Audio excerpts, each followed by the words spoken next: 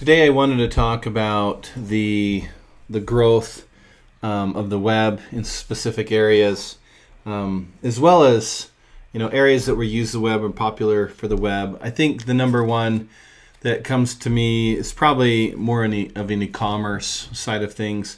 I pulled this up. It's a little statistics of the next handful of years on how they expect retail e-commerce sales to grow until 2024. And you can see it's a steady growth, and we definitely move more online.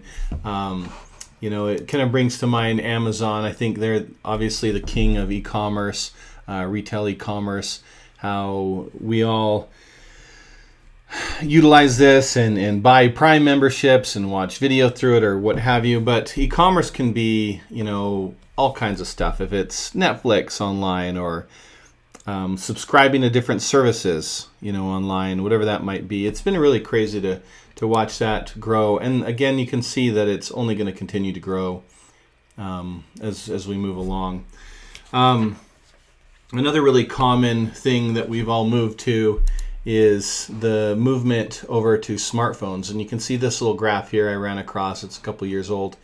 The growth of the internet, obviously, the growth of broadband at home, but social media usage, that's kind of interesting. Smartphone usage, you can see that taking off, and even tablet usage. 3/4 of Americans in 2017, own a smartphone. Broadband service increased by 6%, and nearly 7 out of 10 Americans use social media. It's probably higher, quite a bit higher now. So kind of interesting to see how mobile has changed. We also have seen a big movement over into blogs. We may not notice everything as blogs, but if you find that you have a website that's constantly updating new information on the homepage, kind of a rolling information, much like this related section right here. That's typically a blog element that's built in. The most common is WordPress. You can see WordPress is used by 63.2% of all websites whose content management systems we know. But, that's fine and all. But this is the big one, is 35.8% of all websites of the entire internet is run on WordPress. And that's staggering, Another big way that we get information, again, just Wikipedia. Great place to go look up lots of information there. Social media, again, has made huge changes in the last decade. You can see here in 2019, the average person spends 2 hours and 23 minutes. That's probably upwards about 2.5 hours, I bet you now, looking at this growth. Comparing it to today, because this again is a little bit older. And that's pretty crazy. Facebook, about an hour a day. Instagram, 53 minutes. YouTube, 40 minutes. Snapchat, 35, and Twitter's 3. There's definitely a lot in there. And obviously everybody kind of has some other social networks they might like, if that be Reddit or TikTok or something. But it is, there's quite a bit. You can see some of the differences. Latin America is kind of a big one. North America is a little bit less. That's interesting about Latin America. Top 3 countries. You can see there, or 5 countries: Philippines, Brazil, Colombia, Nigeria, Argentina. Again, just kind of interesting, why we do this.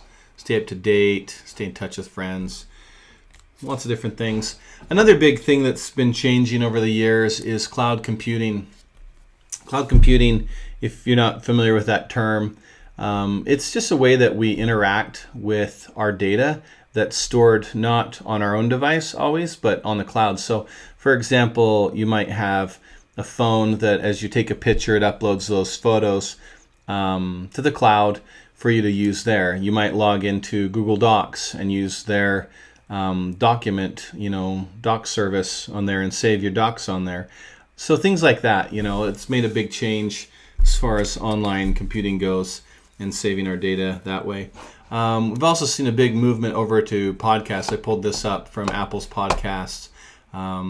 But I listen to podcasts all the time and love them, and I'm sure a lot of people do too. But you can see here, just an example, a very simple podcast. I think above all, what everybody needs to be aware of is just that the web is constantly changing. And also as developers with the web, it's always changing as well. We showed in a previous video different recommendations and candidate releases and all these things that are coming down the pipeline as far as new ways to code. And it does change. And I often tell my students, the information you're learning as you start your 4-year degree in a technical degree is often outdated by the time you're graduating. And so I think the most important thing to do is just be one of those personalities that always wants to constantly learn and find things out, figure things out, and just learn it as it comes, because it does, and it will change.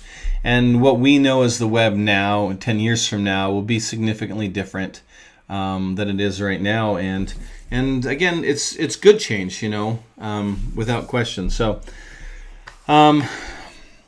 yeah. So that's it.